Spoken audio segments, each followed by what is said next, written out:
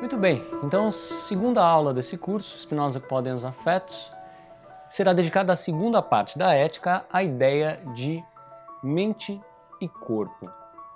Então, na aula passada, a gente pegou o que havia de fundamental na primeira parte. Bastante difícil essa primeira parte, mas eu tentei passar pelo apêndice mostrando como Deus não era um soberano distinto e superior à natureza. Deus, na filosofia de Spinoza, é a natureza, eficiente, imanente.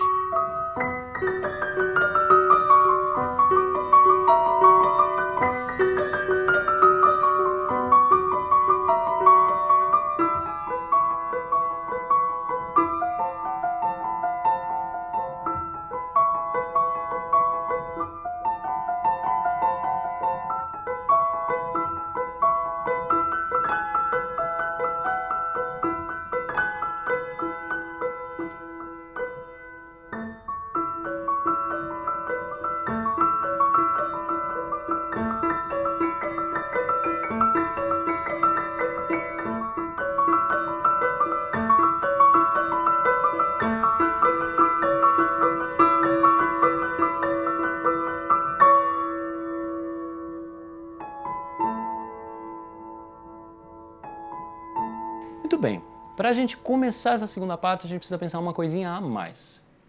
Spinoza diz que a natureza tem infinitos atributos, ou seja, ela se apresenta de infinitas maneiras, dos quais nós, seres humanos, conhecemos dois: pensamento e extensão, ou, o que dá na mesma, intelecto e matéria. Né? Esses dois atributos, eles se efetuam em diversos modos, isso é, as ideias são modificações do atributo pensamento e os corpos são modificações do atributo extensão.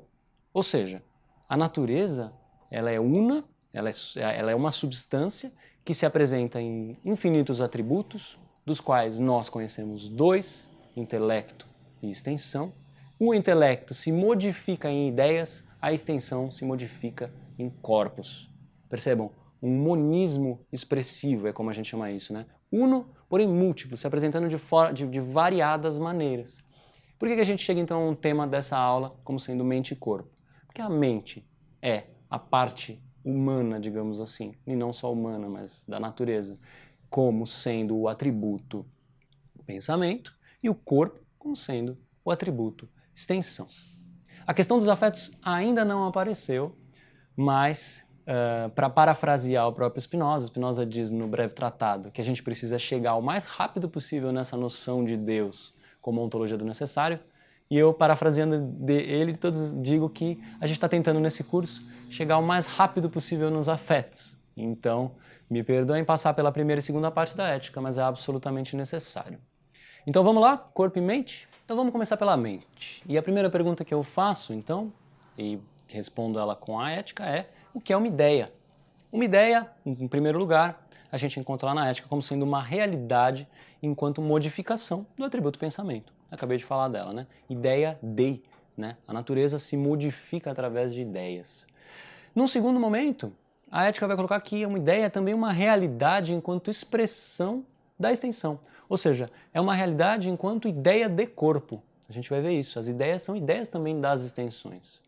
Em terceiro lugar, já chegando numa ideia de mente, ele vai dizer: as ideias são ações da mente frente a um objeto.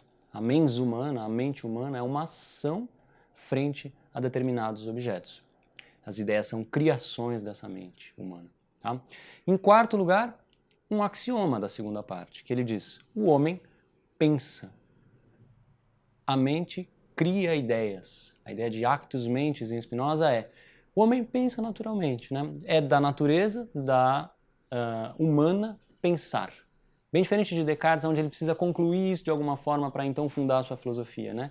Para Spinoza isso não é nem questionável, não tem como questionar se o homem pensa ou não. Né? Faz parte, nós participamos do atributo pensamento e nós temos ideias, e essas ideias são o nosso pensamento, são a atividade da nossa mente. Ou seja, a mente é potência de pensar. Tá? Primeira definição de mente que a gente encontra aqui. Eu vou mudar um pouquinho essa pergunta. o que pode uma ideia. Então a gente passa de um plano ontológico para um plano cognitivo, né? A gente perguntou o que é uma ideia, né? Qual é o ser de uma ideia, e agora a gente pensa o que pode uma ideia, né? E aí o Spinoza vai dar, num primeiro momento, algumas definições muito interessantes que a gente vai usar ao longo do curso inteiro. As ideias, elas podem afirmar e negar coisas, elas podem aproximar e afastar coisas disso que é a mente. Em um segundo lugar, essas ideias podem ser inadequadas ou confusas e parciais. Ou seja, o que são ideias confusas ou parciais? São ideias cuja formação não explica direito o objeto do qual elas foram formadas. A ideia envolve um ideado, né? Tem um ideado ali que promove a criação dessa ideia, mas ela não explica o porquê, né? A sua causa, ela não acessa o porquê esse ideado promove essa determinada ideia. Ou seja, ela é meio confusa. As ideias, elas podem afirmar ou negar, e elas podem afirmar, então, confusamente, ou negar confusamente alguma coisa. Em terceiro lugar, uma ideia pode ser adequada. Para Spinoza, uma ideia adequada é aquela que envolve um objeto, né? Ela é criada a partir de algum objeto, podendo inclusive ser outra ideia como objeto, mas ela compreende a causa dessa produção, ela envolve e explica esse objeto, esse ideado, certo?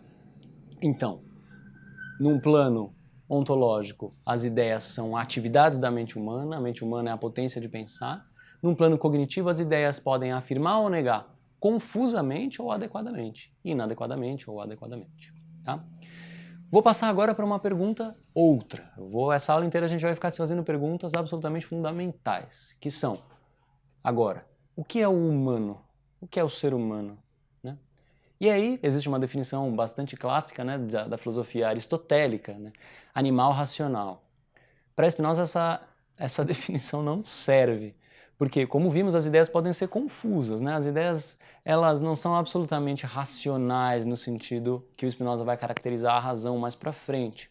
As ideias, elas não são sequer só humanas. A própria natureza tem ideias. O atributo pensamento faz com que a própria natureza se apresente em ideias, ou seja, para Spinoza as ideias não são exclusividade humana. A definição de animal racional, ou animal que tem ideias, ou animal que pensa, é uma definição muito ruim para Spinoza. Inclusive uma definição de ente de razão, categorial, que cai em um monte de finalismos, né? Spinoza não é um aristotélico nesse ponto. Tá? Então, Spinoza, lá na primeira parte da Ética, diz que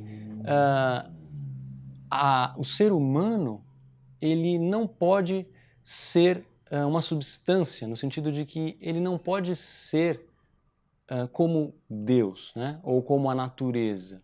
Porque isso, né, para nós seres humanos, poderíamos não existir simplesmente.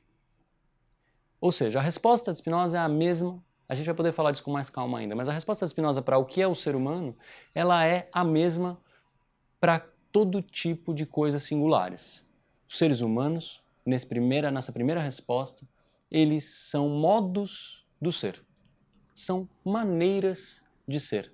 A natureza se expressa em infinitas maneiras, uma delas sendo o ser humano.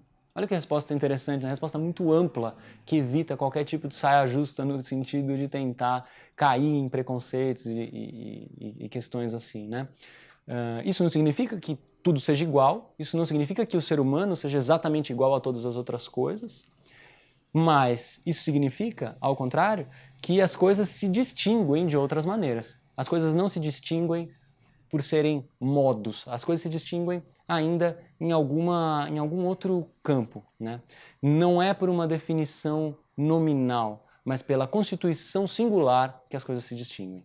Tá? Então, o animal humano, se a gente quiser chamar assim, se distingue dos outros porque lida com as ideias de uma maneira específica. Aí a gente responde melhor a pergunta. A mente humana é um tanto distinta de outras quaisquer que a gente possa avaliar. Tá? Então agora a pergunta de o que é o ser humano passa para o que é a mente humana. E aí o Spinoza vai falar. A mente se constitui a partir de uma primeira ideia singular e existente em ato. Que ideia é essa? O corpo. Olha que interessante. A proposição 13 da segunda parte da Ética, ela muda tudo, né? Ela é um desses momentos em um livro de filosofia em que se a gente não cai da cadeira, ou se a gente não se espanta, né, isso que eu quero dizer, é porque a gente não conhece direito a história da filosofia, a gente não está habituado como as coisas costumavam ser na história da filosofia, a gente não consegue ver o quão subversivo Spinoza está sendo quando ele diz isso. A mente como resultado do corpo significa que mente e corpo têm uma certa união. Vou ler um trecho então dessa proposição 13 do Escolio. Tá? Escolio é um comentário. Então eu vou pegar nesse curso, mais do que as proposições e as demonstrações, eu vou pegar mais os escolhos, tá? Vou pegar os comentários, tentar trazer de um jeito mais, um pouco mais discursivo, um pouco mais falado, para a gente conseguir sair um pouco da letra mais dura da ética. E aí ele vai dizer assim: o objeto da ideia que constitui a mente humana é o corpo, ou seja, um modo definido da extensão existente em ato e nenhuma outra coisa. Compreendemos não apenas que a mente humana está unida ao corpo, mas também o que se deve compreender por união de mente e corpo. Ninguém, entretanto, poderá compreender essa união adequadamente, ou seja, distintamente, se não conhecer antes, adequadamente, a natureza de nosso corpo. Olha só, a mente, ele está colocando, a mente é a ideia do corpo. Esse já é o primeiro passo em direção aos afetos, né? As ideias têm relação direta com os corpos. Elas seguem uma mesma ordem e conexão dos corpos. As ideias procedem da pele, as ideias estão nos dedos, as ideias saltam aos olhos. Isso significa uma grande diferença na filosofia de Spinozana, um grande afastamento de uma certa tradição mentalista ou que hierarquiza mente e corpo. Tá? Há diferenciação, de certo. A mente, ela opera as coisas de uma certa maneira, o corpo sofre a ação de outras coisas de uma determinada maneira, age de determinada maneira, a mente sofre determinadas coisas de a sua maneira, as coisas se expressam de formas diferentes, mas univocamente, como uma só voz. Começa a nascer um conceito de razão que não é mentalista e que não despreza o corpo, algo raro na filosofia, ao menos até o momento de Spinoza. Né? Certo, então, a mente é potência do pensamento de compreender aquilo que se passa tanto entre as ideias quanto nos corpos. Percebam que interessante que é a filosofia de Spinoza colocando mente e corpo como uma só voz. E não poderia ser de outra maneira se a gente pensar que a própria substância, ou seja, a natureza é isso. A natureza se apresenta de infinitas maneiras e, no entanto, como uma só voz. As coisas se apresentam já em relação. Né? A mente aqui não poderia ser diferente. Ela se apresenta, e o corpo também, em relação um com o outro. Né? Então agora a gente passa para a pergunta: o que são corpos? Né? A gente respondeu que a mente é a potência do pensamento de compreender aquilo que se passa tanto entre ideias quanto entre corpos. Mas o que são os corpos? Então agora a gente precisa passar para esse segundo momento da aula onde a gente pensa o que são os corpos. E existe um pedaço da segunda parte da ética dedicada a explicar o que são corpos. Né? E essa parte ficou conhecida como a pequena física. Spinoza vai trazer um pequeníssimo tratado de física no meio da ética. Ele vai dizer o seguinte: todos os corpos estão em movimento ou em repouso. Ora mais velozes, ora mais lentos. Os corpos eles vão se distinguir, então, para Spinoza, dessa forma, pela relação de movimento e repouso entre suas partes. E quanto mais partes, mais complexo é o corpo. Os corpos são formados de partes em movimento que permanecem juntas por conveniência e que vão formando corpos maiores conforme vão ganhando constância e coerência. Spinoza aqui está remontando a uma tradição da física de Galileu. Né? Tudo é movimento e as coisas são definidas pelo movimento entre suas partes. Né? A interação dos corpos está no contato, está no choque, está nas suas determinações de movimento e repouso. Tá? Então as maneiras pelas quais um corpo é afetado seguem-se da natureza dos corpos em relação. Mesmo quando dois corpos são movidos por um mesmo outro corpo, eles vão ser movidos diferentemente. O que isso coloca para a gente? Uma imensa singularidade. Quanto mais complexos os corpos, mais diferente é a resposta deles, às vezes, a um mesmo objeto comum e afetante, né?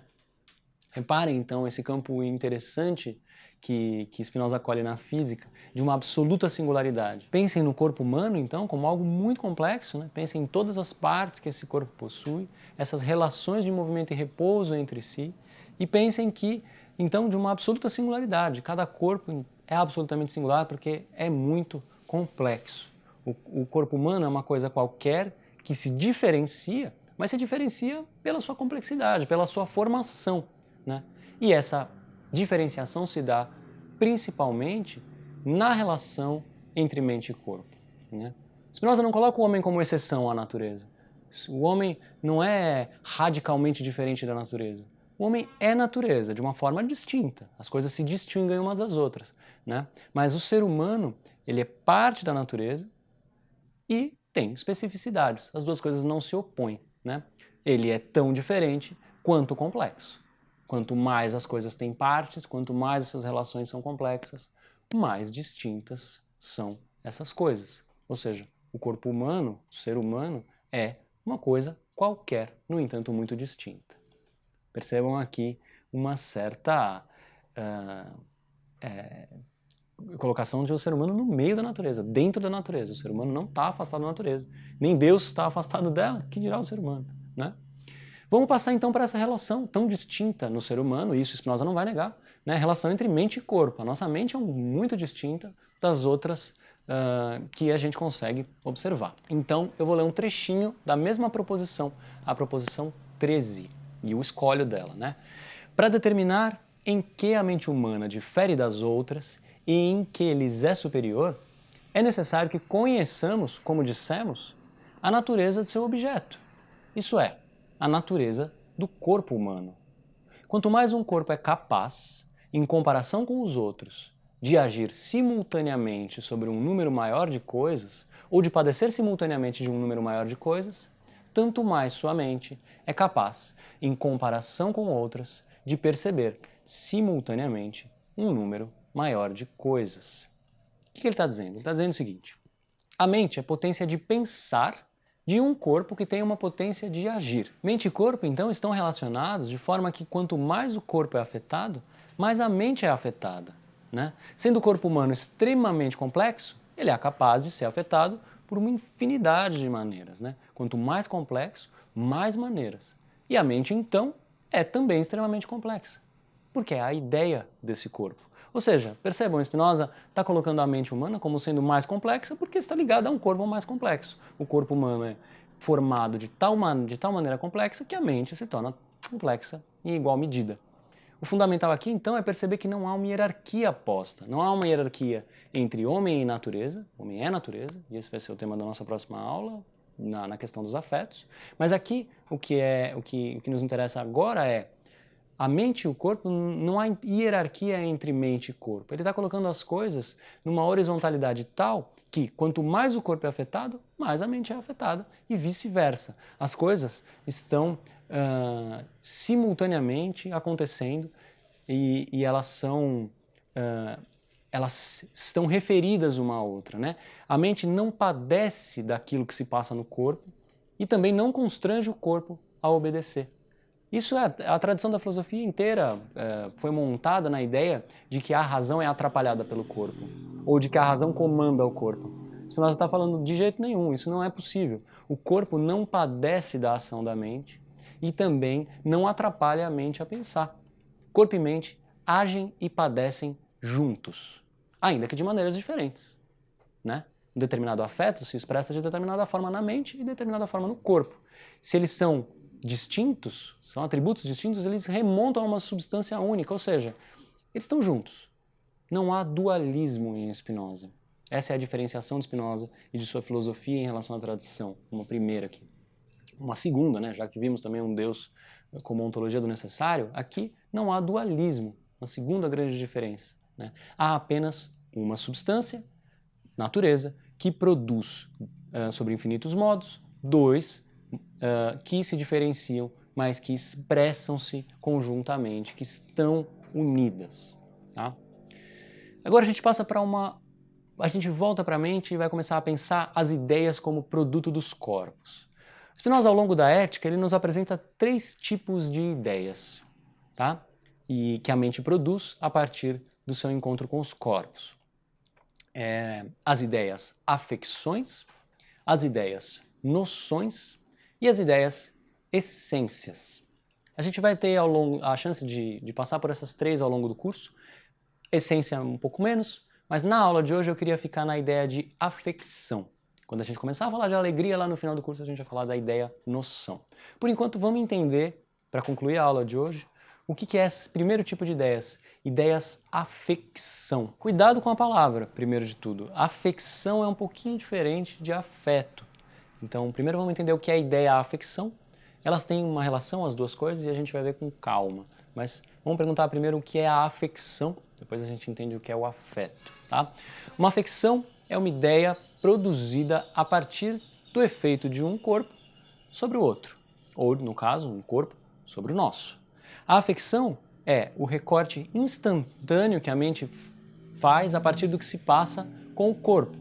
A afecção envolve um ideado, um corpo que encontra, pensa em uma impressão, algo que marca, de certa forma, a mente, mas ele não explica. É um encontro casual, um encontro que a gente chamou, inclusive, esse tipo de ideias inadequadas ou parciais.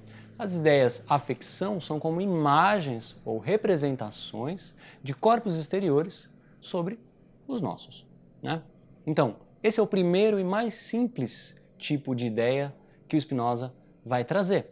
A afecção ela é muito limitada àquilo que se passa nesse instante recortado do corpo. A gente pode até pensar numa foto, se vocês quiserem. É só uma imagem estática que desconsidera quaisquer circunstâncias daquele momento. Spinoza dá um exemplo interessante. Ele fala da ideia de Pedro em Pedro e da ideia de Pedro em Paulo. A ideia que Pedro faz de si mesmo é muito diferente da ideia que Paulo faz de Pedro. Pensem num primeiro encontro entre os dois. É um primeiro encontro entre os dois, Pedro gera uma ideia de Pedro em Paulo que é muito diferente da ideia que tem de si mesmo. Por quê? A afecção é esse tipo de ideia que envolve muito mais o nosso corpo, é muito mais feita de um efeito de um corpo sobre o nosso, mas considerando o nosso corpo, do que o próprio outro corpo.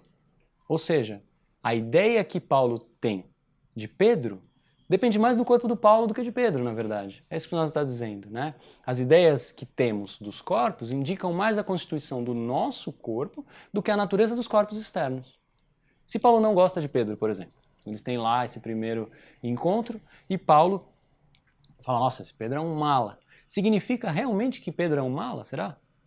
Será que Pedro é realmente detestável ou odioso?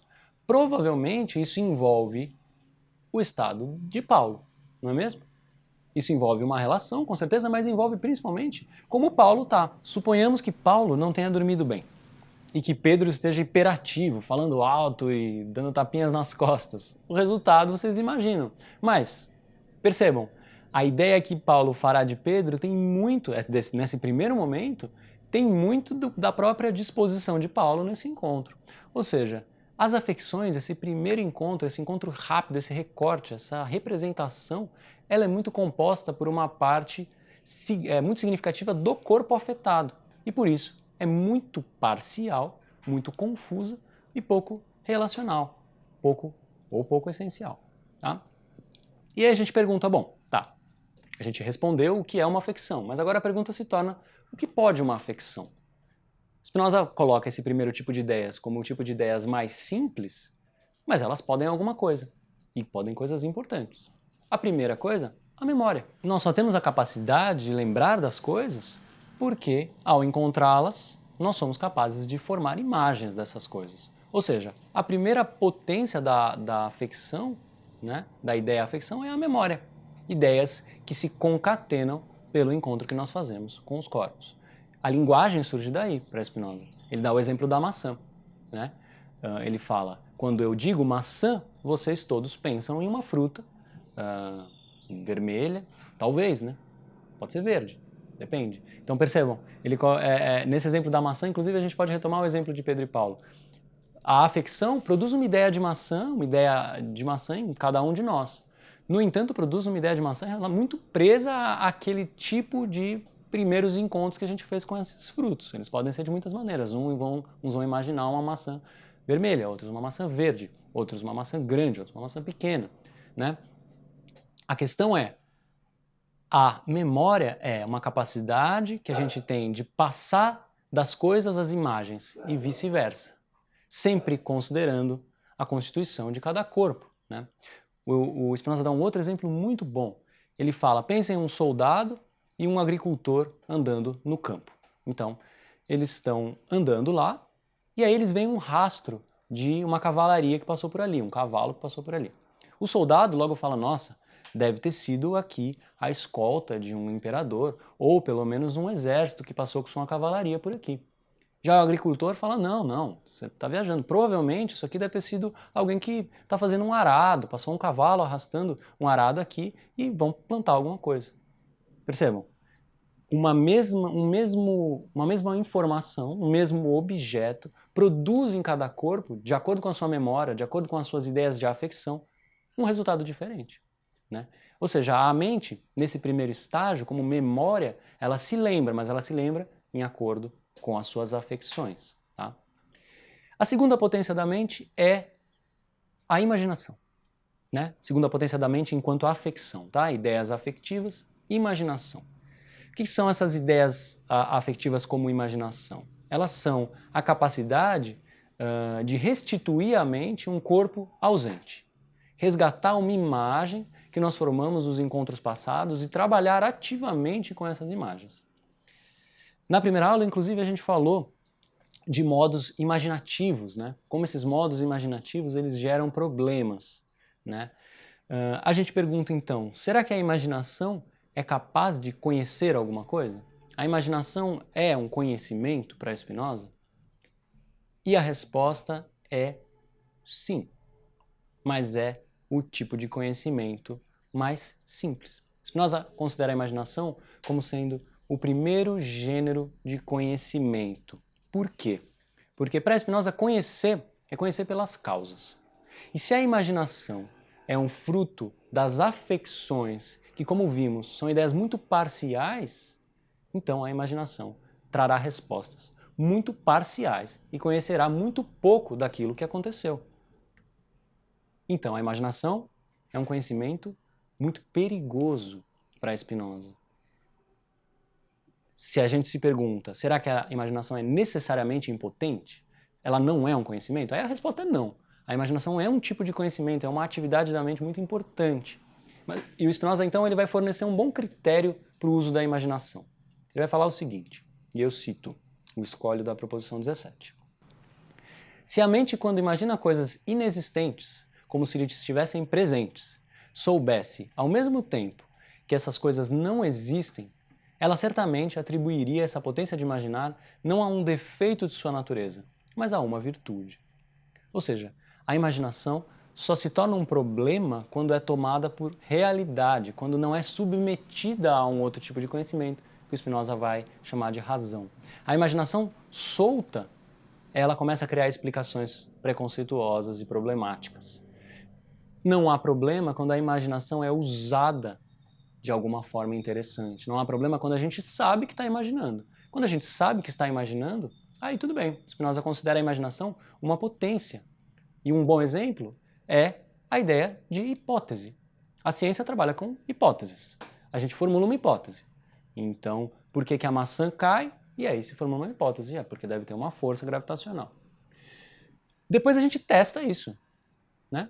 Depois a gente precisa testar isso, ou seja, a razão vai lá e experimenta ao ponto de conseguir validar alguma impressão que ela tem do mundo. Ou seja, não há por que desprezar a imaginação. A imaginação é a primeira capacidade da mente, mas há de se ter cuidado com ela, porque quando ela começa a explicar as coisas sem saber que está imaginando, aí chega em definições de milagre, em todo tipo de superstição e preconceito, como a gente já viu, tá? Para encerrar essa aula, eu queria falar um pouquinho então dessa noção de conhecimento. A gente já viu a imaginação como o primeiro tipo de conhecimento, eu queria falar rapidamente do que é o conhecimento para Spinoza. Tá? Se a imaginação não conhece tão bem porque não ultrapassa esse campo das afecções, dos efeitos dos outros corpos, então como conhecer? É possível passar desse efeito? Spinoza vai dizer o seguinte: na afecção, a mente é determinada a pensar pelo exterior. Apenas quando ela se efetua como ação, isso é, quando ela é determinada pelo interior, é que ela é capaz de encontrar as causas. Só quando a mente se torna alguma atividade de usar essas afecções é que ela consegue conhecer mais e melhor. Ou seja, a memória e a imaginação promovem conhecimentos muito parciais, porque são incapazes de uma certa legitimidade para além de um campo reduzido da afecção. Esse conhecimento reduzido, ele envolve alguma coisa, mas ele não explica essa coisa. Ele não exprime nada dessa coisa. Então, a memória e a imaginação são capazes de descrever uma situação, mas não conseguem explicá-la. Qual é a potência que se soma e se determina a essa memória, a essa imaginação e tornam a mente capaz de conhecer? A razão. A razão, na filosofia de Spinoza, é a que opera as afecções de outra maneira, naquilo que elas indicam sobre o corpo em relação. Esse campo racional, além de tudo, ele é afetivo. E é esse o tema das nossas próximas aulas todas. Eu quero tentar mostrar como a imaginação. Então, a gente vai fazer um grande parênteses por enquanto, e a gente vai ficar com tudo isso que eu disse sobre mente e corpo.